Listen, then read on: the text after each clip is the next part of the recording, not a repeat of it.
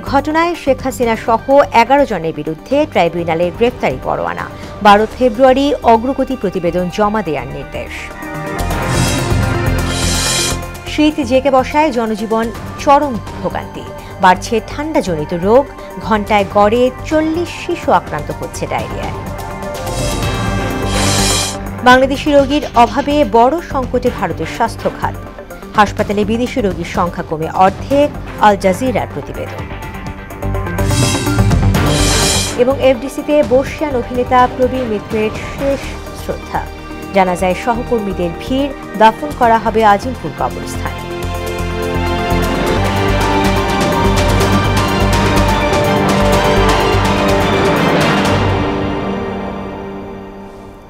আসসালামু আলাইকুম, মোহনা সংবাদে সবাইকে স্বাগত।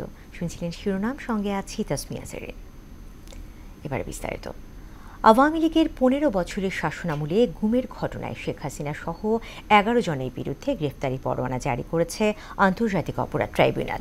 প্রসিকিউশনের আবেদনের প্রেক্ষিতে বিচারপতি গোলাম মুর্তুজা মজুমদারের নেতৃত্বাধীন ২ সদস্যের ট্রাইব্যুনাল এ আদেশ দেন।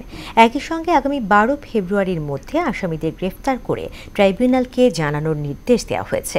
গুমের ঘটনায় সাবেক প্রধানমন্ত্রী শেখ হাসিনা ছাড়াও গ্রেফতারি পরোয়ানা জারি হওয়া অন্যদের মধ্যে আছেন সাবেক প্রতিরক্ষা বিষয়ক উপদেষ্টা অবসরপ্রাপ্ত মেজর জেনারেল তারিক আহমেদ সিদ্দিক এবং সাবেক আইজিপি বেনজীর আহমেদ।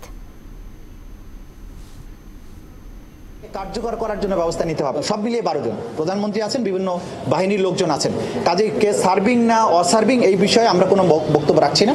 এটা যখন গ্রেপ্তার করে আসবে তখন আপনারা বুঝতে পারবেন। জাতি বিচারের জন্য অপেক্ষা করছে, কিন্তু বিচারের অপেক্ষার জন্য আমাদের উপরে কোনো চাপ নেই। আপনাদেরকে খুব ক্লিয়ার করে বলি যে আমাদের উপরে কোনো চাপ নেই। আমরা স্বাধীন এবং নিরপেক্ষভাবে কাজ করছি। আন্তর্জাতিক অপরাধ ট্রাইব্যুনালে আছেন সহকর্মী ওবায়দুল হক মারুফ। বিস্তারিত জানবো তার কাছ থেকে। মারুফ, শেখ হাসিনার বিরুদ্ধে গ্রেফতারি পরোয়ানা নিয়ে সবশেষ কি তথ্য আছে আপনার কাছে, আমাদেরকে জানাবেন।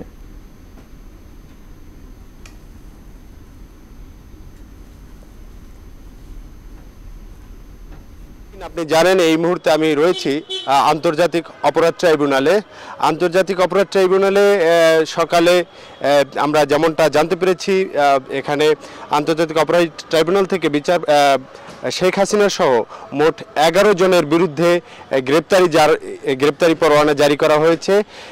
মোট কথা হচ্ছে, শেখ হাসিনার যে শাসনামল ছিল, পুরো শাসনামল জুড়ে তার বিরুদ্ধে যেই সমস্ত অপরাধের অভিযোগ উঠেছে, পুরো শাসনামলে গুম, খুন এবং নানা হত্যাকাণ্ডের কারণে তার শাসনামলে তার উপরে যেই অভিযোগ উঠেছে এই আন্তর্জাতিক অপরাধ ট্রাইব্যুনালে, তার উপরে ভিত্তি করেই আজকে মূলত বিচারপতি গোলাম মুর্তুজার নেতৃত্বাধীন ২ সদস্যের ট্রাইব্যুনাল আজকে আদেশ দিয়েছে।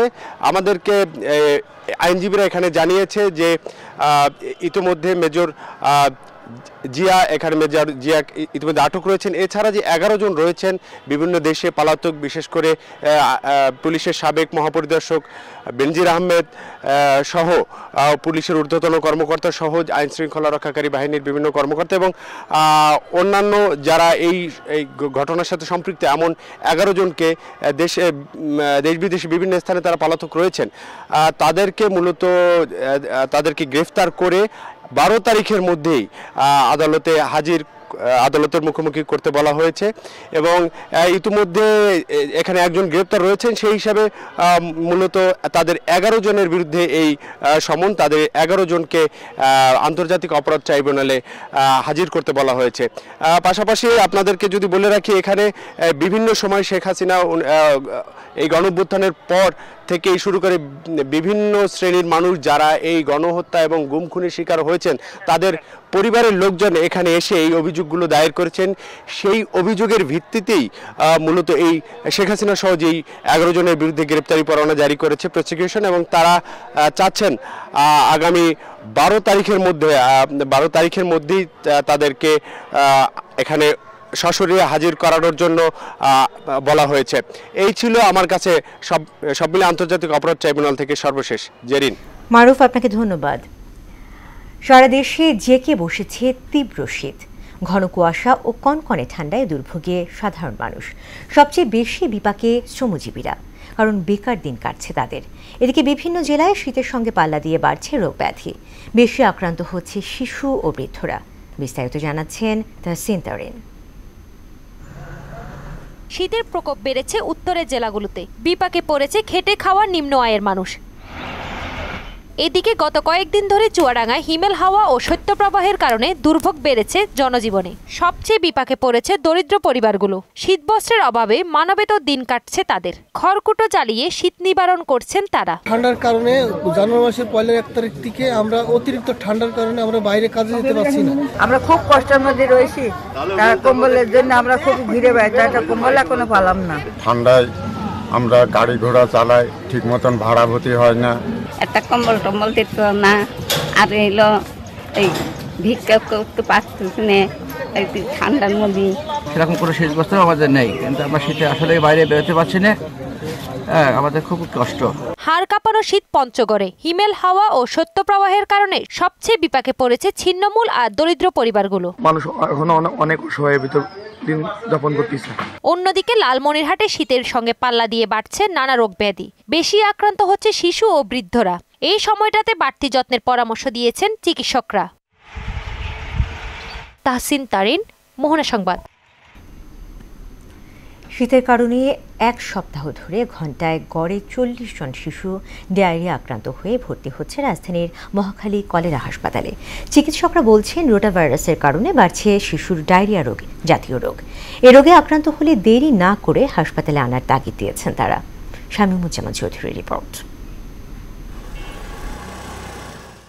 বছরের শুরুতে জেঁকে বসেছে তীব্র শীত। ঘন কুয়াশার সঙ্গে বইছে উত্তরের হাড় কাঁপানো বাতাস। এর সঙ্গে পাল্লা দিয়ে বাড়ছে ডায়রিয়া ও ঠান্ডাজনিত রোগের প্রকোপ। বিশেষ করে শ্বাসতন্ত্রের সংক্রমণ ও রোটাভাইরাস জনিত ডায়রিয়ায় আক্রান্ত হচ্ছে মানুষ। এই তালিকার শীর্ষে আছে শিশু ও বয়োবৃদ্ধরা। প্রতিনিয়ত জ্বর, সর্দি ও ডায়রিয়া সহ পেটের পীড়ায় আক্রান্তদের ভিড় বাড়ছে হাসপাতালে। শুধু মহাখালীর আইসিডিডিআরবি হাসপাতালেই দিনে 8 শতাধিক রোগী চিকিৎসা নিচ্ছে। এখন সবকিছু কন্ট্রোলে আছে, পাতলা পায়খানাটা এখনো আছে রানিং এ। আজকে ভর্তি করাইছি, বাচ্চা পাতলা পায়খানা করে, বমি করে আর জ্বর, ডায়রিয়া, বমি আর জ্বর। গতকাল থেকে হচ্ছে ডায়রিয়া শুরু হয়েছে, অর্থাৎ বিকেলে অনেকবার হয়েছিল, তারপরে এখানে নিয়ে আসছে। দেশের বিভিন্ন স্থান থেকেই রোগী আসছে হাসপাতালটিতে। পরিসংখ্যান বলছে ডায়রিয়ায় আক্রান্ত হয়ে ভর্তিদের প্রায় 70% শিশু, বাকি 30% প্রাপ্তবয়স্ক। এবছর আমরা যেটা দেখতে পাচ্ছি যে গত বছরের তুলনায়ও পেশেন্টের সংখ্যা একটু বেশি। গত 2 সপ্তাহের হিসাব যদি আমরা দেখি, প্রতিদিনই 24 ঘন্টায় 800 থেকে 900 এই রেঞ্জের ভিতরে রোগী ভর্তি হয়েছে, এবং যারা ভর্তি হয়েছে তার মধ্যে 80% বেশি 5 বছরের নিচে শিশু ছিল। যে লক্ষণগুলো আসলে আমরা বলি যে অ্যালার্মিং, যখন আমাদের হাসপাতালে নিয়ে আসতে হবে, সেই লক্ষণগুলো আমরা প্রচার করতে পারি। শীতকালীন এই ডায়রিয়ার জন্য দায়ী রোটাভাইরাস। শীতের সাথে ভাইরাল ইনফেকশনের একটা সম্পর্ক আছে, এটা আপনারা জানেন। শুধুমাত্র ঢাকার ভিতরে না, ঢাকার বাইরে থেকে দূর দূরান্ত এলাকা থেকেও ডায়রিয়া আক্রান্ত শিশুদের আমরা পাচ্ছি। বিশুদ্ধ পানি পান, খাবার আগে ভালো করে সাবান দিয়ে হাত ধোয়ার পাশাপাশি এ সময়ে শিশুদের অতিরিক্ত যত্ন নেওয়ার পরামর্শ দিয়েছেন চিকিৎসকেরা। যে ভাইরাল ইনফেকশনগুলো দিয়ে আপনার ডায়রিয়া হচ্ছে, এগুলোর জন্য হ্যান্ড হাইজিন মেনটেন করাটা খুব জরুরি।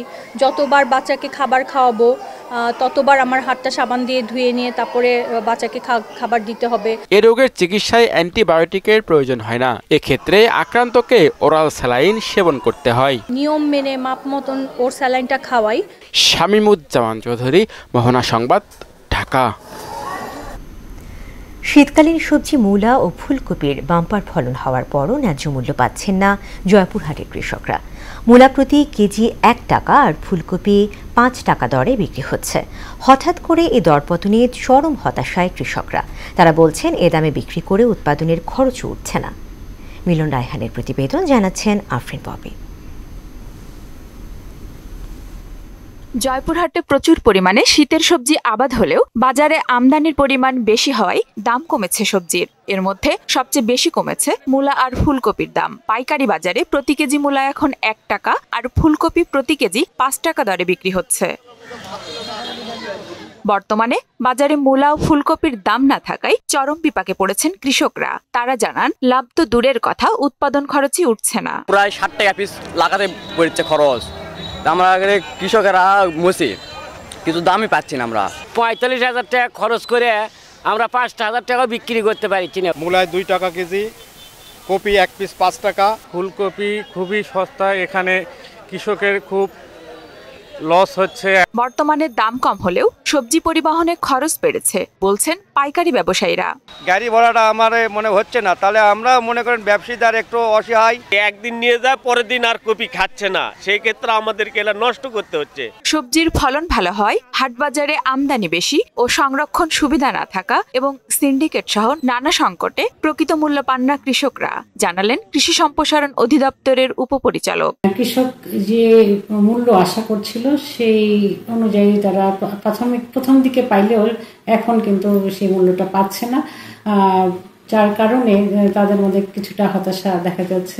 সরকারি এবং বেসরকারি উদ্যোগে সবজি সংরক্ষণাগার, হিমাগার তৈরি করা যায়, সারা বছর ভোক্তা সেই সবজিটা পেতে পারে এবং কৃষক তার ন্যায্য মূল্য পাবে। চলতি মৌসুমে 4,730 হেক্টর জমিতে শীতকালীন সবজি চাষের লক্ষ্যমাত্রা নির্ধারণ করা হলেও আবহাওয়া অনুকূলে থাকায় লক্ষ্যমাত্রা অতিক্রম করে এবার প্রায় 5,000 হেক্টর জমিতে সবজি আবাদ হয়েছে।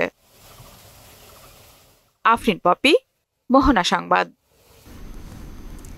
শীতকালীন সবজির বাজার পরিস্থিতি জানাতে দিনাজপুর থেকে আমাদের সঙ্গে যুক্ত হচ্ছেন সহকর্মী সুবল রায়।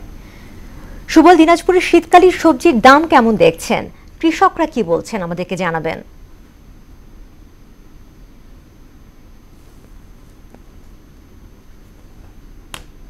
আপনি যেমনটি বলেছিলেন যে আসলে যে শীতকালীন সবজি দিনাজপুরে কিন্তু যদিও আবাদ দিক দিয়ে শীর্ষে, তারপরে আমি এখন দাঁড়িয়ে আছি দিনাজপুর জেলার বিরল উপজেলার রবিপুর নামক স্থানে একটি আলু খেতে। তো এখানে আমি এসে যেটুকু জানতে পারলাম কৃষকদের সাথে কথা বলে, তিনারা আমাকে যেমনটি বলছেন যে সকালবেলা তারা কিন্তু বাড়ি থেকে বের হতে পারছেন না, শুধুমাত্র শীতের কারণে। এই কারণে শীত সকালবেলা কিন্তু হিমেল হাওয়ার কারণে প্রচন্ড কিন্তু ঠান্ডা, এই ঠান্ডার কারণেই কিন্তু কৃষকরা মাঠে আসতে পারেন না। তো বাজারে যে যেমন কপি, বাঁধাকপি, ফুলকপি তুলনামূলক দাম কিন্তু কমে গেছে। তো আমি যদি একটু আসলে সমস্যাটা যদি আমি একটু জানতে চাই, কৃষকরা আমার সাথে আছেন, তো আমি একটু সরাসরি কৃষকদের মুখে একটু জানতে চাই যে আসলে যে এই যে আপনার যে আলু খেতে আসতেছেন যে সমস্যা, এই আসলে কেন এই সমস্যা যদি একটু আমাদেরকে জানাতেন। প্রচন্ড শীতের কারণে, ঠান্ডার কারণে, এই কারণে খুব সমস্যা। তবে গতকাল থেকে রোদ তো উঠাচ্ছে আর কি, কিন্তু রোদের কোনো তাপমাত্রা নেই। এই কারণে আমাদের গৃহস্থিতে পাইট আসতে চায় না। হ্যাঁ, খুবই শীতের কারণে খুব সমস্যাতে আছি আর কি, পাইট গুলো আসতে চায় না আর কি, এই কারণে। ধন্যবাদ আপনাকে। তো ধরেন আপনি যেমনটি বুঝলেন যে আসলে একদিকে যেমন শীতের কারণে কিন্তু সমস্যা দেখাচ্ছেন কৃষকরা, সেই সাথে কিন্তু যখন আপনারা আলু যখন মাঠ থেকে উত্তোলন করা হয় তখন কিন্তু কৃষকরা ন্যায্য যে টাকা পাওনা সেটা কিন্তু তারা এখানে পায় না। তো আমি আপনাকে আরেকটু কথা বলে রাখতে চাই যে আবহাওয়া অফিস থেকে আমি যেটুকু তথ্য জানতে পেরেছি যে দিনাজপুর আবহাওয়া অফিসের যে কর্মকর্তা তোফাজ্জল হোসেন তিনি আমাকে জানিয়েছেন যে দিনাজপুরে কিন্তু আজকে যে সর্বনিম্ন তাপমাত্রা রেকর্ড করা হয়েছে 13.2 ডিগ্রি সেলসিয়াস, বাতাসের আর্দ্রতা 90%। তো এই ছিল আমার কাছে সর্বশেষ তথ্য। জেরিন, ধন্যবাদ। বাংলাদেশিদের ভিসা দেয়া কমিয়ে দেওয়ায় ভারতের হাসপাতালগুলোতে বিদেশি রোগীর সংখ্যা প্রায় অর্ধেকে নেমে এসেছে। এ কারণে বড় ধরনের সংকটে পড়েছে দেশটির স্বাস্থ্য খাত। সম্প্রতি এ সংক্রান্ত একটি প্রতিবেদন প্রকাশ করেছে কাতার ভিত্তিক সংবাদ মাধ্যম আল জাজিরা। বিস্তারিত জানাচ্ছেন কাজী বাপু। ছাত্র জনতার নজিরবিহীন অভ্যুত্থানের মুখে প্রায় 16 বছর ক্ষমতায় থাকা শেখ হাসিনার পতনের পর বাংলাদেশ ভারত সম্পর্ক তলানিতে পৌঁছেছে। এই টানাপোড়েনের মধ্যে বাংলাদেশিদের ভিসা দেওয়া কমিয়ে দেয় ভারত। এর ফলে দেশটির হাসপাতালে বিদেশি রোগীদের সংখ্যা অর্ধেকে নেমে এসেছে বলে উল্লেখ করে একটি প্রতিবেদন প্রকাশ করেছে আল জাজিরা।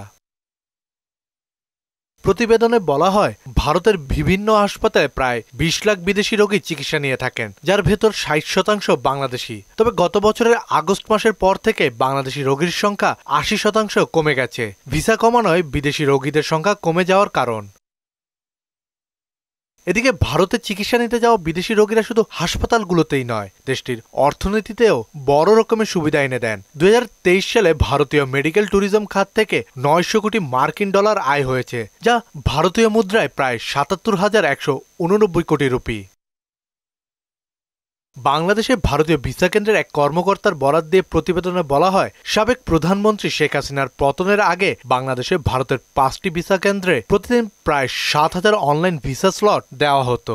তবে 5 আগস্টের পর বর্তমানে এই সংখ্যা মাত্র 500-তে নেমে এসেছে। বিশেষজ্ঞরা বলছেন, বাংলাদেশি রোগীদের সংখ্যা কমে যাওয়ার পাশাপাশি চিকিৎসা খাতে বিনিয়োগও কমতে পারে, যা ভারতের অর্থনীতি ও স্বাস্থ্য খাতের জন্য এক বড় চ্যালেঞ্জ হয়ে দাঁড়াবে। কাজী পাপ্পু, মোহনা সংবাদ। কিংবদন্তি ও বর্ষিয়ান অভিনেতা প্রবীণ মিত্রের প্রতি শ্রদ্ধা নিবেদন করেছেন এফডিসিতে তার দীর্ঘদিনের সহকর্মীরা। দুপুরে তার মরদেহ এফডিসিতে আনা হয়। সেখানে একে একে শ্রদ্ধা জানান ভক্ত, অনুসারী এবং সহকর্মীরা। এ সময় তারা বলেন, প্রবীণ মিত্রের মৃত্যুতে বাংলা চলচ্চিত্রে গভীর শূন্যতা তৈরি হয়েছে। এরপর তার মরদেহ দ্বিতীয় জানাজার জন্য নেওয়া হবে চ্যানেল আই প্রাঙ্গণে। সবশেষ দাফন করা হবে আজিমপুর কবরস্থানে। রোববার রাতে রাজধানীর একটি হাসপাতালে শেষ নিঃশ্বাস ত্যাগ করেন তিনি। ফুসফুস সহ নানা জটিলতায় ভুগছিলেন জাতীয় চলচ্চিত্র পুরস্কার প্রাপ্ত নন্দিত এই অভিনেতা।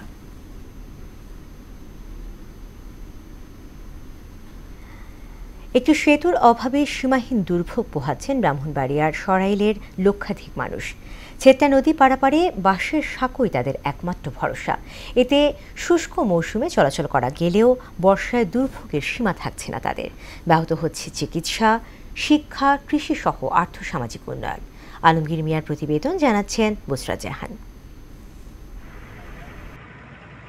প্রায় 30 বছর আগে এলাকাবাসীর নিজস্ব অর্থায়নে সরাইল উপজেলার অরুয়াইল ইউনিয়নের ছেত্রা নদীর উপর অরুয়াইল পাকশিমুল সংযোগের জন্য বাঁশের সাঁকো তৈরি করা হয়। সেটি দিয়েই নদী পারাপার করছেন দুই পারের 20 গ্রামের লক্ষাধিক মানুষ।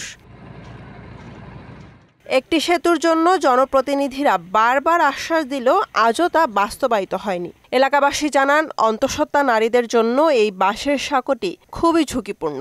বর্ষা মৌসুমে ঝড় তুফানে এই সাঁকো ভেঙে যায়। ফলে শিক্ষার্থী সহ কৃষক, ব্যবসায়ী সকলেই বিপাকে পড়েন। গাড়ি সারি চলে মানুষ যাইতে পারে না সন্ধ্যা হলে। একটা মাল নিতে গেলে এখান থেকে হাইটে নিয়ে পরে গাড়িতে মাল উঠাইতে হবে। ব্রিজ হলে বাজার থেকে মাল নিয়ে যেতে মানুষের অনেক সহজেই। আমরা অনেক দিন যাবৎ এই ব্রিজটার জন্য আমাদের ছাত্রছাত্রী আমরা এলাকার মধ্যে খুব কষ্ট করতেছি। আমরা শুধু একটা আশার উপরে আছি যে কোনো মুহূর্তে আমাদের উরুয়াইল রাইন্ডার এই ব্রিজটা হয়ে যাবে। এলাকাবাসীর দুর্ভোগের কথা উল্লেখ করে ব্রিজ নির্মাণে সরকারি উদ্যোগকে দ্রুততর করার আহ্বান জানালেন এই জনপ্রতিনিধি। লক্ষাধিক মানুষের আপামর জনসাধারণের একমাত্র দাবি হইল এই ছেত্রা ব্রিজটি।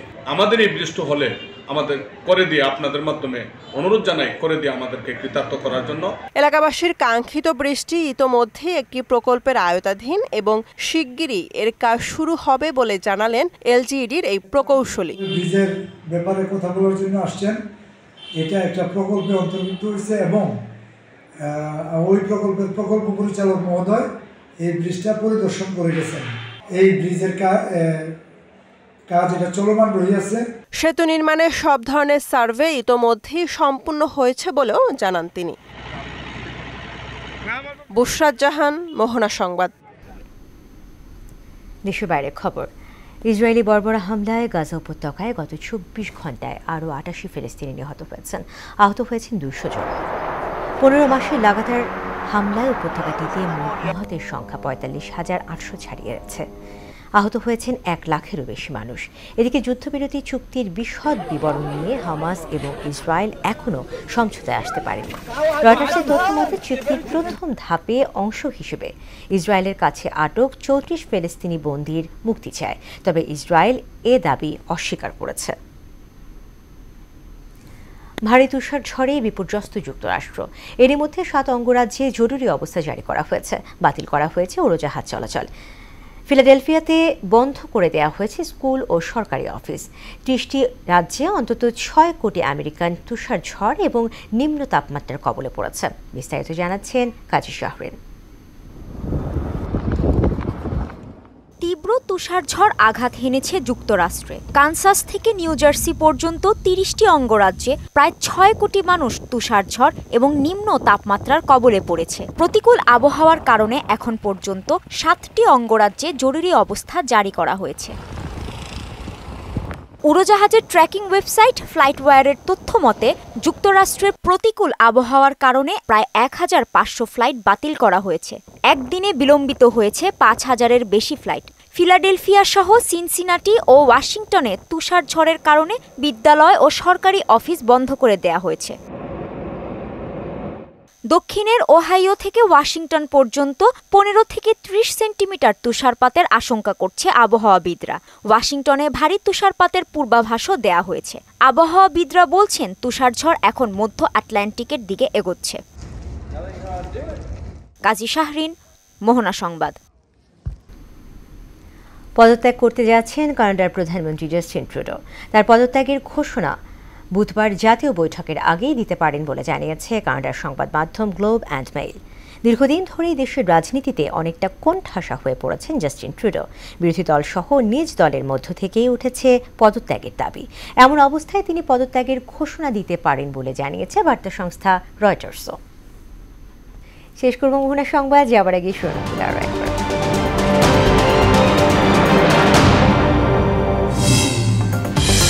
গুমের ঘটনায় শেখ হাসিনা সহ ১১ জনের বিরুদ্ধে ট্রাইব্যুনালের গ্রেফতারি পরোয়ানা। ১২ ফেব্রুয়ারি অগ্রগতি প্রতিবেদন জমা দেওয়ার নির্দেশ। শীত জেঁকে বসায় জনজীবন চরম ভোগান্তি। বাড়ছে ঠান্ডাজনিত রোগ, ঘণ্টায় গড়ে ৪০ শিশু আক্রান্ত হচ্ছে ডায়রিয়ায়। বাংলাদেশি রোগীর অভাবে বড় সংকটে ভারতের স্বাস্থ্য খাত। হাসপাতালে বিদেশি রোগীর সংখ্যা কমে অর্ধেক, আল জাজিরার প্রতিবেদন। এবং এফডিসিতে বর্ষিয়ান অভিনেতা প্রবীর মিত্রের শেষ শ্রদ্ধা। জানাজায় সহকর্মীদের ভিড়, দাফন করা হবে আজিমপুর কবরস্থানে।